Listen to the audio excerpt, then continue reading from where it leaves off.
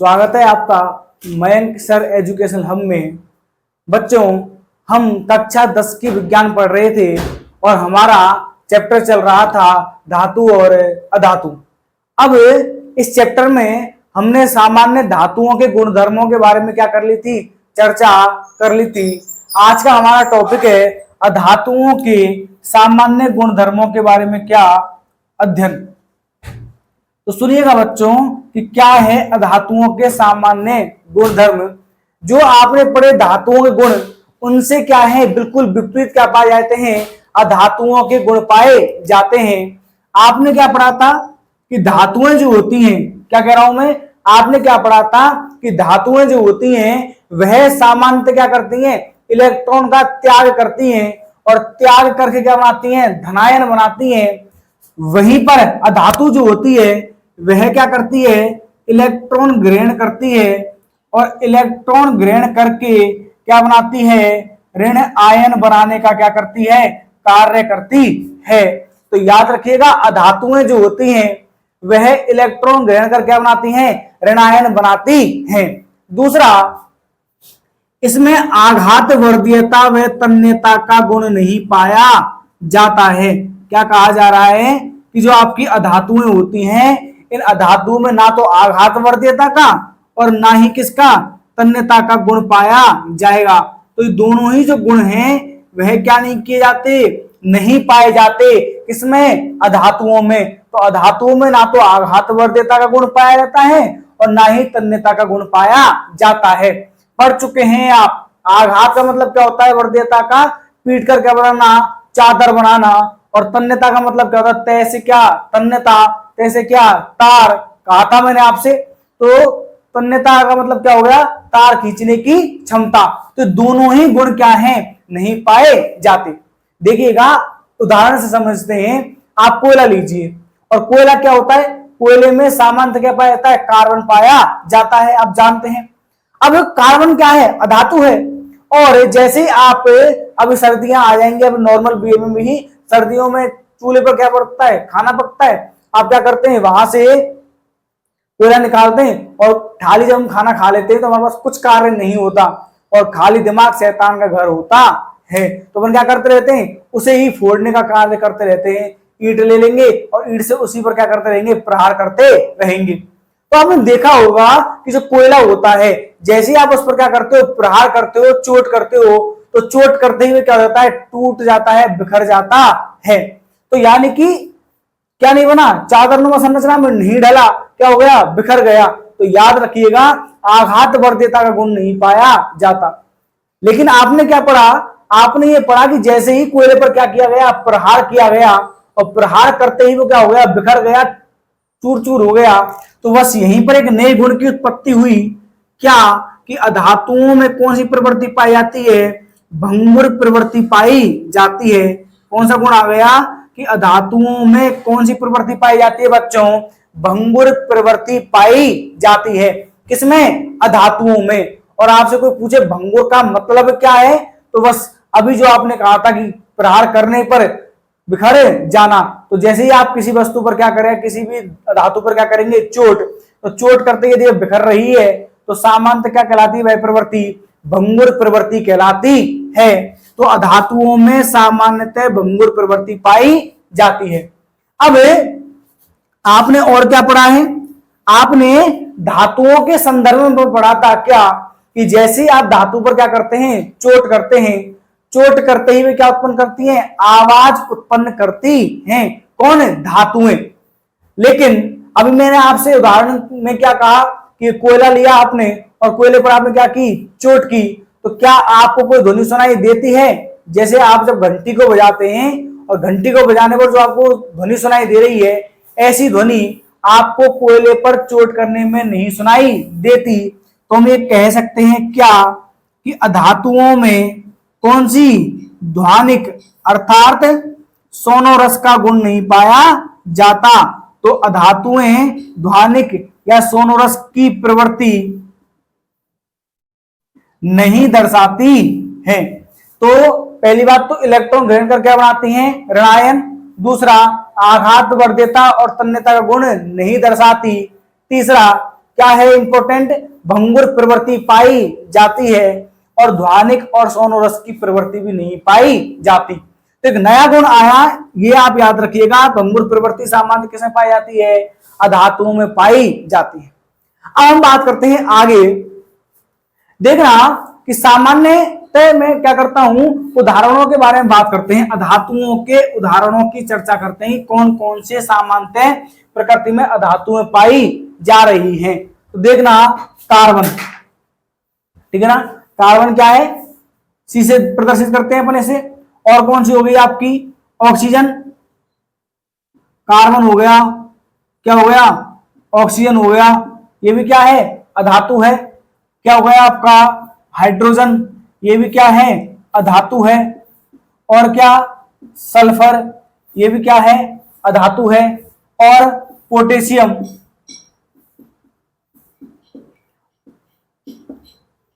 Iodine, कौन सा, iodine, bromine, ये सभी क्या है, अधातुओं के क्या है उदाहरण। सॉरी, पोटेशियम नहीं है, ये फास्फोरस है, ठीक है ना। तो carbon, oxygen, hydrogen, sulphur, phosphorus, iodine और ब्रोमीन, ये सभी क्या हैं, आपकी अधातुओं के कुछ क्या हैं, उदाहरण हैं। और भी होते हैं, लेकिन ये सामान्यतः क्या है, हमारे जो नॉर्मली हम ज्यादातर पढ़ रहे हैं, उन धातुओं के क्या हैं, ये उदाहरण हैं। अब बच्चों आपने क्या पढ़ा हुआ है, देखिएगा, आप कहोगे सर धातुओं के कौन कौन से उदाहरण हैं। तो देखो, आपने सक्रियता श्रेणी पढ़ी हुई है पहले चैप्टर में, और सक्रियता श्रेणी में जो आपने जो तत्व याद कर रखे हैं, किसको छोड़ करके, हाइड्रोजन को छोड़ करके, वो सभी क्या हैं, धातुएं हैं। और यदि आप याद करना चाहें तो सोडियम, पोटेशियम, कैल्शियम, मैग्नीशियम, ये सभी क्या आती है बच्चों, लिथियम, ये सभी क्या हैं, धातुओं के ही क्या हैं, उदाहरण हैं। अब हम अधातुओं के बारे में ही और चर्चा करते हैं आगे, तो सुनिएगा क्या होता है। आपने क्या पढ़ा था कि धातुएं जो होती हैं वह चमक, सामान्य अवस्था में कैसी होती है, चमकीली होती है। तो अधातुएं जो होती हैं, अधातुएं सामान्यतः कैसी नहीं होती, चमकीली नहीं होती है। कैसी नहीं होती है, चमकीली नहीं होती है। याद रखिएगा, अधातु सामान्यतः चमकीली नहीं होती है। आपने पढ़ा है कि धातुएं तो होती हैं, लेकिन अधातुएं सामान्यतः कैसी नहीं होती, चमकीली नहीं होती हैं। अब अगले गुण की यदि बात करें तो आपने क्या पढ़ा था कि धातुएं सामान्यतः कैसी होती हैं, ठोस प्रकृति की होती हैं। लेकिन आपने वहां ये पढ़ा था कि पारा जो है, मैं आपको दोनों को कनेक्ट करके बता रहा हूं जिससे आपको पिछला भी क्या होता रहे, रिवाइज होता रहे। तो धातुओं में क्या पढ़ा था, धातुएं सामान्यतः ठोस होती हैं, और एक ऐसी धातु है जो कमरे के ताप पर द्रव अवस्था में पाई जाती है, उसका नाम आपने क्या पढ़ा था, मरकरी, Hg, ठीक है ना। ऐसे ही यहां भी हम पढ़ रहे हैं कि अधातुएं जो होती हैं, कौन, अधातुएं, वह सामान्यतः या तो कैसी अवस्था में पाई जाती हैं, ठोस, या कैसी अवस्था में पाई जाती है, गैस अवस्था में पाई जाती है, ठीक है ना। तो अधातुएं जो होती हैं वह सामान्यतः ठोस और गैस अवस्था में होती हैं, या गैस होती हैं, कौन है, अधातुएं। तो ये क्या था, ये क्या पढ़ रहे हैं आप, अधातुओं के सामान्य गुण पढ़ रहे हैं। अगले गुण की बात करते हैं। देखना, आपने अभी पढ़ा क्या कि कार्बन क्या है, अधातु है। क्या है, अधातु। कार्बन की एक विशेषता पाई जाती है, क्या पाई जाती है वो सुनिएगा, कि कार्बन इस प्रकृति में, कार्बन इस प्रकृति में, आपने छोटी क्लासों में भी पढ़ा होगा, कार्बन इस प्रकृति में अपने विभिन्न रूपों में पाया जाता है। क्या कह रहा हूं मैं, दोबारा सुनना, कि कार्बन जो है वह एक ऐसा तत्व है या एक ऐसी अधातु है, ये बहुत निकम उदम मचाती रहती है, और उदम मचाने का कार्य क्या कर रही है, ये काम ये कर रही है उदम मचा करके कि अलग अलग रूप धारण कर रही है ना। आपने देखा होगा चोर क्या करता है, चोरी करने के लिए अलग अलग रूप धारण करता है। ऐसे कार्बन में क्या कर रहा है, इस प्रकृति में अलग अलग रूप धारण कर रहा है। तो कार्बन जो होता है वह प्रकृति में विभिन्न रूपों में पाया जाता है। यह विभिन्न रूप कार्बन के क्या कहलाते हैं बच्चों? अपर रूप कहलाते हैं। क्या कहलाते हैं? अपर रूप कहलाते हैं। तो क्या परिभाषा है कि कार्बन प्रकृति में विभिन्न रूपों में पाया जाता है, विभिन्न रूपों में पाया जाता है। और ये जो विभिन्न रूप हैं, ये विभिन्न रूप इस कार्बन के क्या कहलाते हैं? अपर रूप कहलाते हैं। क्या कहलाते हैं? कार्बन के अपर रूप कहलाते हैं। तो याद रखिएगा, तो कार्बन के जो अपर रूप हैं, क्या परिभाषा आ जाती है? पूछ लेता है कि अपर रूप की परिभाषा लिखिए, तो कार्बन प्रकृति में विभिन्न रूपों में पाया जाता है, ये क्या कहलाते हैं? ये अपर रूप कहलाते हैं। ये जो विभिन्न जो रूप हैं, इन विभिन्न रूपों को कार्बन के क्या कहलाते हैं? अपर रूप कहलाते हैं। ठीक है ना। अब मैं यदि बात करूं उदाहरणों की, तो देखो सामान्यतः जिन अपर रूपों के बारे में चर्चा की जाती है वो कौन से होते हैं? हीरा, ग्रेफाइट और कौन सा है आपका? फुलरिन।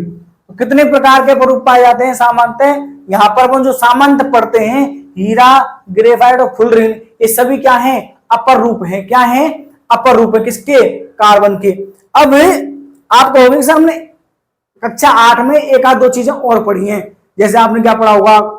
चारकोल पढ़ा होगा, कास्ट कोयला पढ़ा होगा। क्या ये भी अपर रूप हैं? हाँ, ये भी क्या है? कार्बन के अपर रूपों में ही कहे जाते हैं। तो ये क्या है और वो क्या है, वो सुन लीजिएगा थोड़ा सा, 1 मिनट के लिए एक्स्ट्रा चीज है। वैसे हम इसे चैप्टर नंबर 4 में पढ़ेंगे, लेकिन आपको बता देता हूं कि कार्बन जो है, आपने पढ़ा कि कार्बन अपने विभिन्न रूपों में पाया जा रहा है, और ये विभिन्न रूप क्या कहलाते हैं? कार्बन के अपर रूप कहलाते हैं। आज जो अपर रूप हैं कार्बन के, वह 2 प्रकार के होते हैं। एक तो होता है आपके क्रिस्टलीय, और एक होते बच्चे आपको कौन से? अक्रिस्टलीय। किसके प्रकार हैं ये? अपर रूप के। और कौन से अपर रूप के? कार्बन के अपर रूप के। तो क्या कह रहा हूं मैं? क्या करूं? कार्बन का जो अपर रूप होता है, उस कार्बन के अपर रूप जो है उसके कितने प्रकार हैं? 2 रूपों में पाया जाता है। एक अपर रूप तो होता है क्रिस्टलीय, और एक कौन सा होता है? अक्रिस्टलीय अपर रूप होता है। और आप जो ये सामान्य पढ़ते हो, कौन कौन से? हीरा, ग्रेफाइट और फुलरिन, ये सभी क्या हैं? यह सभी कार्बन के कौन से अपर रूप हैं? क्रिस्टलीय अपर रूप हैं। तो आपने कक्षा 8 में जो इनके अलावा जो भी चीजें पढ़ी हैं, चारकोल पढ़ा होगा, कास्ट कोयला पढ़ लिया होगा, ये सभी जो है वो कौन से अपर रूप है बच्चों? अक्रिस्टलीय अपर रूप है। कौन से अपर रूप हैं? अक्रिस्टलीय अपर रूप है। किसके? कार्बन के। तो एक क्वेश्चन जो आपके दिमाग में पुटअप हो रहा होगा, वो मैंने आपको यही क्लियर कर दिया है, अब कंफ्यूज ना होइएगा। ठीक है ना। अब मैं बात करता हूं कुछ अपवादों की, कि जैसे आपने धातुओं के अपवाद पढ़े, ऐसे ही अधातुओं के भी क्या पाए जाते हैं? कुछ अपवाद पाए जाते हैं। तो सुनिएगा कौन कौन से क्या पाए जा रहे हैं? अपवाद पाए जा रहे हैं। यदि आपको कोई भी समस्या उत्पन्न हो रही है, तो समस्या को कमेंट बॉक्स में जरूर लिखें और बताएं कि कौन से टॉपिक में आपको दोबारा से समझने की आवश्यकता पड़ रही है। यदि ऐसा हो रहा है कि यदि आपको कोई टॉपिक समझ में नहीं आया, तो एक बार तो वीडियो जो है उसे दोबारा चला के देखिए, और यदि तब भी नहीं आ रहा तो आप कमेंट बॉक्स में मुझे डाल करके बता सकते हैं, मैं उसे एक बार फिर से क्या करवा दूंगा? रिवाइज करवा दूंगा। तो सुनिएगा, बात करते हैं किसकी? अपवाद की। किसकी बात करते हैं बच्चों? अपवादों की बात करते हैं। ठीक है ना। आपने क्या पढ़ा कि अधातुएं सामान्यतः चमकीली नहीं होती हैं। क्या पढ़ा था आपने? कि अधातुएं सामान्यतः चमकीली नहीं होती हैं, परंतु याद रखिएगा एक अधातु है, सॉरी, कौन सी? आयोडीन। कौन सी है? आयोडीन। आयोडीन जो है वह क्या एक अधातु है, और इसकी प्रकृति क्या होती है कि यह शुद्ध अवस्था में कैसी होती है? चमकीली होती है। कैसी होती है? चमकीली होती है। तो आपसे पूछ सकता है कि उस अधातु का नाम बताइए। मैंने पहले कह दिया था चैप्टर से छोटे क्वेश्चन पूछे जाएंगे। कौन से? छोटे। तो जो चीजें यहाँ बताई जा रही है ना, बच्चों को सामान्यतः थोड़ा सा अटपटा चैप्टर लगता है ये, और अटपटा चैप्टर लगने का रीजन यही है कि अभी आप क्या पढ़ रहे हो, सामान्य गुण पढ़ रहे हो, और सामान्य गुणों में भी आप क्या पढ़ रहे हो, ये देख रहे हो कि सर ये धातु दर्शा रही है, ये धातु नहीं दर्शा रही है। ऐसे ही आप क्या पढ़ोगे, रासायनिक गुण पढ़ोगे, और रासायनिक गुणों में भी पढ़ोगे कि यह धातुएं तो क्रिया करती हैं और ये धातु क्रिया नहीं करती। तो इसलिए इस चैप्टर में थोड़ी सी क्या होने लग जाती है, कंफ्यूजन बच्चों में क्या हो जाती है, पैदा हो जाती है। इसलिए साथ के साथ पढ़ते चलिएगा। क्या पढ़ रहा था आपने, अपवादों में अपवाद पढ़ रहे हैं अपन, आपने विशेषता क्या पढ़ी है, धातुओं की एक चमकीली नहीं होती है। लेकिन क्या कहा जा रहा है कि आयोडीन एक ऐसी धातु है जो सामान्यतः क्या सी होती है, चमकीली होती है। दूसरा यदि मैं बात करूं, आपने क्या पढ़ा कि अधातुएं जो है, कौन सी अधातुएं जो होती हैं वह सामान्यतः ठोस और कैसी अवस्था में पाई जाती हैं, गैस अवस्था में पाई जाती हैं। परंतु याद रखिएगा, कौन, ब्रोमीन, कौन सी धातु, ब्रोमीन। ये जो ब्रोमीन है वह सामान्यतः कौन सी रूप में पाई जाती है, द्रव अवस्था में पाई जाती है। कौन सी अवस्था में पाई जाती है प्यारे बच्चों, द्रव अवस्था में पाई जाती है। तो आपने एक तो पढ़ लिया आयोडीन कैसी है, चमकीली है, और ये कैसी होती है, ब्रोमीन कौन सी अवस्था में पाई जाती है, द्रव अवस्था में पाई जाती है। आपने धातुओं के साथ और भी गुण पढ़े थे कि धातुएं ऊष्मा और विद्युत के क्या होते हैं, सुचालक। लेकिन अधातु कैसी होती हैं, कुचालक। कैसी होती हैं, कुचालक। तो इसके मेनली दो ही अपवाद हैं। एक तो कौन सा है आपका, आयोडीन कैसी होती है, चमकीली होती है सामान्यतः, और ब्रोमीन कैसी होती है, द्रव अवस्था में पाई जाती है। तो यहां पर आपके धातु और अधातुओं के सामान्य गुण क्या हो जाते हैं, समाप्त हो जाते हैं। इसके बाद हमें क्या पढ़ना है, इसके बाद हम पढ़ेंगे अधातु और धातुओं के क्या रासायनिक गुणधर्म। उससे पहले आप एक चीज और समझ लीजिएगा यहां पर कि क्या होता है कि आपकी जो धातुएं हैं, क्या है बच्चों, धातुएं जो हैं, धातुएं सामान्य क्या कर रही हैं, ऑक्सीजन से क्या कर रही हैं, क्रिया, या ऑक्सीजन की उपस्थिति में क्या बनाती हैं, धातुओं के ऑक्साइड का निर्माण करती हैं। क्या कह रहा हूं मैं प्यारे बच्चों, ढंग से सुन लीजिएगा, दोबारा सुन लीजिएगा। क्या कह रहा हूं मैं कि धातुएं जो होती हैं वह सामान्यतः वायु से अभिक्रिया करके या ऑक्सीजन से क्रिया करके धातुओं के ऑक्साइड का निर्माण करती हैं। और ये जो धातुओं के ऑक्साइड हैं वह जल में कैसे होते हैं, अघुलनशील होते हैं। कैसे होते हैं, अघुलनशील होते हैं सामान्यतः। कैसे होते हैं, अघुलनशील। क्या कहा जा रहा है, दोबारा सुनना, कि धातुएं किससे अभिक्रिया कर रही हैं, ऑक्सीजन से, और ऑक्सीजन से अभिक्रिया करके क्या बनाती हैं, ये धातुओं के ऑक्साइड बनाती हैं। तो याद रखना, सामान्यतः रूप में, सामान्यतः का मतलब समझना क्या कि अधिकांश धातुएं ये गुण दर्शा रही हैं। तो सामान्यतः जो धातुएं होती हैं वह जल में कैसी होती हैं, अघुलनशील होती है। कैसी होती है, अघुलनशील। लेकिन कुछ धातुएं जो जल में घुल जाती हैं वह जल में घुलकर क्या बनाती हैं, क्षार बनाती हैं। कैसी, क्या बनाती हैं, क्षार बनाती हैं। इसलिए याद रखिएगा क्या कि धातुओं के ऑक्साइड की प्रकृति, धातुओं के ऑक्साइड की प्रकृति कैसी होती है, क्षारकीय होती है। कैसी होती है, क्षारकीय होती है। पूछ सकता है आपसे एक एक नंबर में कि धातुओं के ऑक्साइडों की प्रकृति कैसी है, तो कैसी होती है, क्षारकीय। मैंने आपको चैप्टर नंबर 2 में भी बताया होगा, एक बार फिर बता दिया है। और ये केमिस्ट्री में आप जो पढ़ रहे हैं 10th क्लास में, यहां पर बहुत बार आएगा धातुओं के ऑक्साइडों की प्रकृति और अधातुओं के ऑक्साइडों की प्रकृति। तो यह आपको पता होना चाहिए। एक बार दोबारा सुन लीजिएगा, मैंने ये कहा कि धातुएं जो होती हैं वह सामान्यतः ऑक्सीजन की उपस्थिति में ऑक्सीजन से क्रिया करके धातुओं के ऑक्साइड निर्माण बना रही हैं या धातुओं के ऑक्साइड का निर्माण कर रही हैं। अब क्या पाया गया कि ये जो ऑक्साइड हैं यह सामान्यतः जल में कैसे होते हैं, अघुलनशील होते हैं, यानी कि जल में नहीं घुलते हैं। लेकिन जो घुल रहे हैं वह घुलकर क्या बना रहे हैं, क्षार। इसलिए धातुओं की प्रकृति कैसी हो गई, क्षारकीय हो गई। कैसी हो गई, क्षारकीय हो गई। और यहीं पर जब धातु आपने पढ़ ली तो फिर अधातु दूर नहीं रह सकती। तो इसका जस्ट उल्टा हो जाएगा क्या कि जब धातुओं के ऑक्साइड की प्रकृति क्षारीय है तो अधातुओं के ऑक्साइड की प्रकृति कैसी हो जाएगी प्यारे बच्चों, अम्लीय हो जाएगी। कैसी हो जाएगी? अम्लीय हो जाएगी। मैंने आपको पहले भी बताया हुआ है और एक बार फिर से बता दिया है, याद रखिएगा। अधातुओं की प्रकृति, तो अधातुओं के ऑक्साइड की प्रकृति तो कैसी हो गई? अम्लीय, और धातुओं की कैसी हो गई? क्षारीय। याद करने का तरीका यदि आप भूल जाते हो, कंफ्यूज हो जाते हो, तो सुनना। ऐसे क्या होता है? ऐसे ही तो क्या बनती है? अम्ल। और ऐसे ही क्या बनता है आपका? अधातु। तो यानी कि अधातु की प्रकृति कैसी हो गई?